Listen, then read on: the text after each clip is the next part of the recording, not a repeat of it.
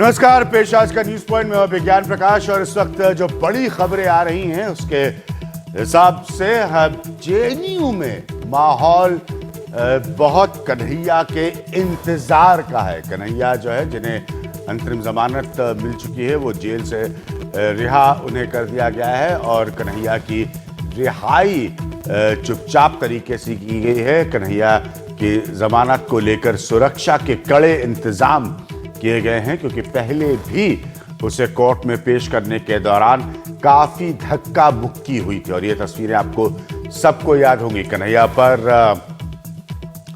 देश विरोधी नारे लगाने का आरोप है, लेकिन पुलिस कोई ठोस सबूत नहीं पेश कर पाई है। यह आरोप था कन्हैया पर, और कोर्ट से कन्हैया को 6 महीने की अंतरिम जमानत मिल चुकी है। तो 6 महीने की अंतरिम जमानत मिल चुकी है कन्हैया को। और जैसे मैंने कहा कि इस समय जो है कन्हैया को कुछ ही देर में जेएनयू पहुंचना है। कन्हैया की सुरक्षा अपने आप में एक सवाल पैदा करती है।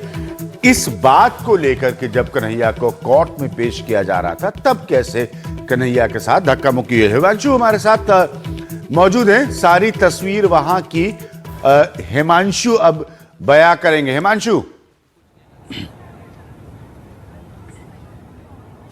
देखिए, यह तय किया गया है यहाँ पर छात्र समुदाय द्वारा कि 9 बजे गंगा ढाबा, जो एक बहुत ही मशहूर स्थान है जेएनयू कैंपस में, वहां से छात्र कन्हैया कुमार को रिसीव करके एडमिनिस्ट्रेशन ब्लॉक लाएंगे, जो करीब 1.5 किलोमीटर दूर है, और पैदल मार्च करेंगे जेएनयू में। और उसके बाद जो एडमिनिस्ट्रेशन ब्लॉक है वहां पर कन्हैया कुमार पहली बार जो जेएनयू के का जो छात्र समुदाय है उसके साथ उनकी पहली मुलाकात होगी। 12 फरवरी को उनको पहली बार गिरफ्तार किया गया था। 20 दिन बाद कैंपस पहुंचे। मेरे साथ कुछ छात्र हैं जेएनयू के। आशुतोष हैं, इनका भी नाम एफआईआर में है। जिन 6 जेएनयू के छात्रों का नाम एफआईआर में दर्ज किया गया, उसमें आशुतोष भी है। पूछताछ भी पुलिस ने की है। आशुतोष, आपकी मांग थी दिया जाए, अंतरिम राहत उन्हें मिली है, अब आगे क्या सोचा आपने, किस तरह से आप आगे कार्रवाई करेंगे? देखिए, हमारी डिमांड थी कि सिटीजन चार्जेस को वापस लिया जाए, चाहे वो कन्हैया पे हो, चाहे वो उमर, अनिर्बान या बाकी लोगों पे हो। और पहले दिन से और अभी तक, और इस आंदोलन का एक सही लिटमस टेस्ट भी होगा कि उमर और अनिर्बान की रिहाई के लिए हम अंतिम दम तक लड़ेंगे। आगे आने वाले दिनों में हम चाहते हैं कि पूरे देश भर में जितने भी छात्र समुदाय और शिक्षक समुदाय के लोग जो हमारे साथ रहे हैं, उन सबको हम लोग एक मंच पे इकट्ठा करें, और जो हमारे डिसेंट की वॉइस को क्रश किया जा रहा है, एकदम खत्म करने की कोशिश की है। एक ब्रांडिंग चल रही है, जो भी अपनी बात रखेगा उसको दबा दिया जाएगा। उन सबको एक मंच पे लाकर हम इस आंदोलन को आगे बढ़ाएंगे। आशुतोष, आपके खिलाफ आपका नाम भी एफआईआर में है, अनंत प्रकाश का नाम भी है, रामा नागा का भी नाम है उसमें। आपके 2 और सहयोगी हैं जो अभी जुडिशियल कस्टडी में हैं, उमर भी हैं और अनिर्बान भी हैं। जी बिल्कुल, और मुझे लगता है कि लगातार जो क्वेश्चनिंग हुई है उसके बारे में मैं कुछ बात कहना चाहता हूं आपके माध्यम से। कि 3 दिन लगातार क्वेश्चनिंग की गई, 2 दिन दिल्ली पुलिस के द्वारा, और जब स्पेशल सेल को ट्रांसफर कर दिया गया ये केस, तो वहां पे क्वेश्चनिंग भी जारी रही। लेकिन बेहद कड़वा अनुभव रहा। जिस तरीके से पुलिस के बारे में जो थी धारणाएं, वो और पुख्ता हुई मुझे लगता है। क्वेश्चनिंग 10 घंटे लगभग चली पहले दिन, दूसरे दिन 8 घंटे चली। पूरा गाली गलौज से ही शुरुआत किया उन्होंने, और मैं उसको ऑन कैमरा कह भी नहीं सकता हूं जिस तरीके से उन्होंने गालियां दी। जेंडर इनसेंसिटिव गालियां, मुस्लिम्स के खिलाफ गालियां, नीची जातियों के जो खिलाफ गालियां होती हैं, उन सब का वहां पे था।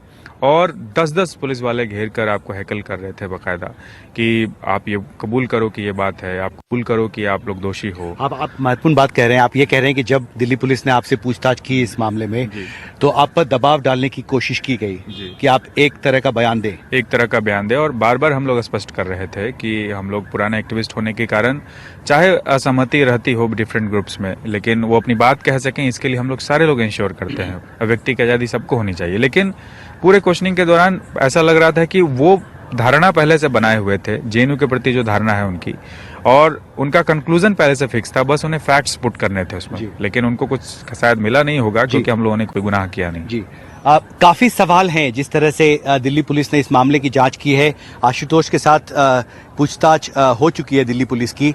और अभी एक बड़ी खबर जो जेएनयू से मुझे आज ये दिखाई दी कि पिछले 20 दिन में अगर कोई एक अहम बदलाव कैंपस में दिखाई देता है तो वो है कि 20 दिन पहले यहाँ दहशत का माहौल था। छात्रों को डर था कि पुलिस किसी भी वक्त दोबारा कैंपस में आ सकती है, रेड कर सकती है। लेकिन आज काफी शांति थी, दहशत का माहौल अब नहीं है कैंपस में। छात्र क्लासरूम की तरफ लौट चुके हैं। मेरे साथ अभिज्ञान सर, कुछ और छात्र भी हैं यहाँ पर, मनोरंजन हैं और प्रभात हैं, ये दोनों यहाँ पर काफी लंबे समय से रह रहे हैं। पिछले 20 दिन में अगर मैं आपसे समझने की कोशिश करूं, जेएनयू के बारे में इतनी चर्चा पूरे देश में, दुनिया में हुई, क्या कुछ बदला, माहौल किस तरह बेहतर हुआ है अब? देखिए, अभी तो कन्हैया का बेल हुआ है, दो इट इज कंडीशनल बेल हुआ है।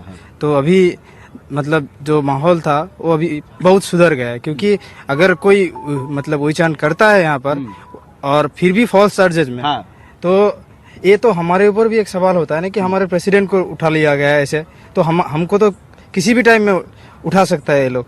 और वो डर अब खत्म हो गया है कि पुलिस कार्रवाई कर सकती है। प्रभात, आपसे ये समझना चाहेंगे कि अब आगे जो छात्र समुदाय है वो क्या चाहता है जेएनयू में? कन्हैया को की रिहाई होनी चाहिए, ये मांग आप करते रहे थे, अब आगे क्या चाहता है जेएनयू में जो छात्र समुदाय? देखिए, जेएनयू के अंदर तो माहौल जो पहले था डर का, वो अब थोड़ा सा नॉर्मलसी की ओर जा रहा है। और कन्हैया के आने के बाद हम लोग अब थोड़ा सा कंफर्टेबली फील कर रहे हैं। But it is inside the campus. But हम जब कैंपस से बाहर जाते हैं, लाइक 6:15 हम पकड़ के कहीं बाहर गए बस में, तो वहाँ जो हमारे साथ होता है कि पहले ये जेएनयू का है, थोड़ा सा ऑकवर्ड सिचुएशन से हमें बाहर देखते हैं लोग, तो उसको हमें समझने के लिए अब फिर से बाहर में जाऊँगा तो फिर मुझे यही लोग सोचेंगे कि ये जेएनयू से है, कहीं कुछ और तो इसके एंटी नेशनल एक्टिविटीज में इन्वॉल्व नहीं है। हम अगर शॉप में जाएंगे तो भी हमारे साथ यही किया जाता है, पहले भी किया गया, फ्यूचर में भी अगर किया जाता है, तो who will be responsible for this one? मैं ये कहना चाहता हूँ कि ये जो आप लोगों ने जो किया, दिल्ली पुलिस ने किया या गवर्नमेंट ने किया, उसको थोड़ा सा अगर पहले से सोच समझ करके अगर स्टेप लेते तो आज जो जेएनयू की बदनामी हुई, नॉट ओनली इन दिल्ली, पूरे देश भर में, अब उसके लिए मान लीजिए हम यहाँ से कोई डिग्री लेकर के निकलते हैं तो एक तो हमारे पास बैक से ये डिग्री साथ में जाएगी कि आपने एंटी नेशनल एक्टिविटी जेएनयू में किया। लॉ एंड ऑर्डर को बाहर तो लोग नहीं समझेंगे, वो तो एक माइंडसेट में जाएंगे कि जेएनयू ऐसा करता है। इसको थोड़ा सा देखते हुए लेना चाहिए। इसको लेकर तनाव है अभिज्ञान सर कि एक तरफ जहां दहशत जरूर कम हुआ है, लेकिन दूसरी तरफ अब यहाँ पर छात्र समुदाय के जो लोग हैं, जो छात्र हैं, उन्हें यह लगता है कि इस विवाद की वजह से जेएनयू की छवि पर असर पड़ा है और इसको लेकर छात्र यहाँ पर काफी तनाव में भी हैं। जी हिमांशु, 2-3 बातें आपसे बात करना चाहूंगा। बहुत गौर से सुन रहा था आपकी बातचीत वहां के छात्रों के साथ। देश के प्रतिष्ठित संस्थानों में से है जवाहरलाल नेहरू विश्वविद्यालय। पहली बात, जैसे पुलिस के बर्ताव का वो जिक्र कर रहे थे, ये अपने आप में बहुत सारे सवाल पैदा कर रहा है। दूसरी बात ये कि छात्रों में ऑलरेडी अभी से ही इस बात को लेकर चिंता है कि जहां वो हम और आप सब छात्र रहे हैं, बड़े फख्र से अपने संस्थान का नाम लेते कि हम फला जगह पढ़े थे, हम यहां से पढ़कर आए हैं।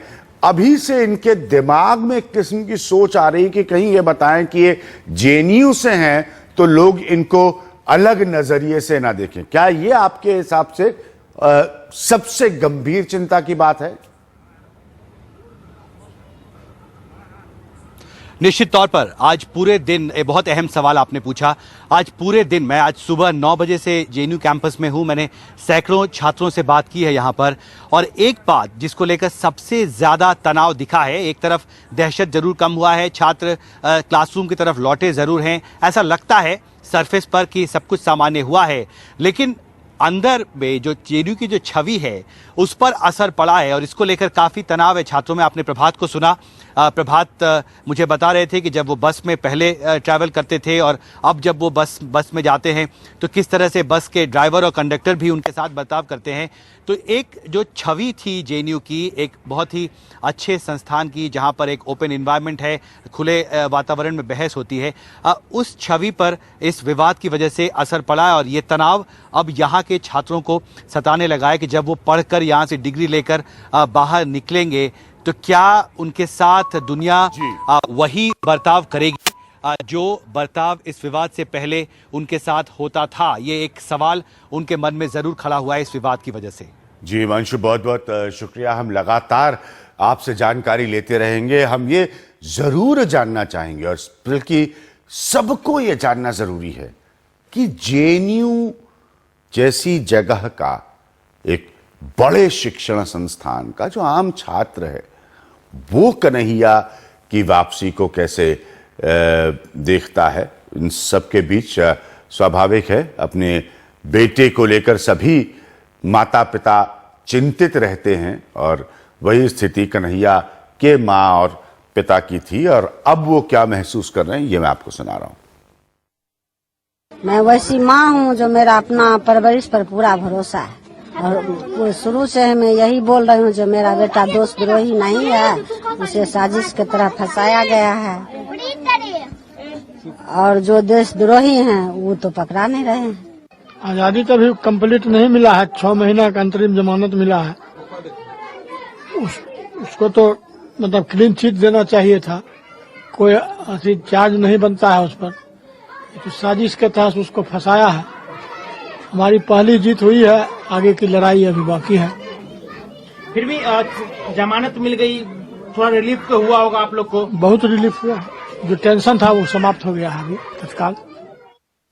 तो बहुत रिलीफ हुआ है, जो टेंशन था, जो तनाव था, कन्हैया के पिता कह रहे हैं वो समाप्त हो गया।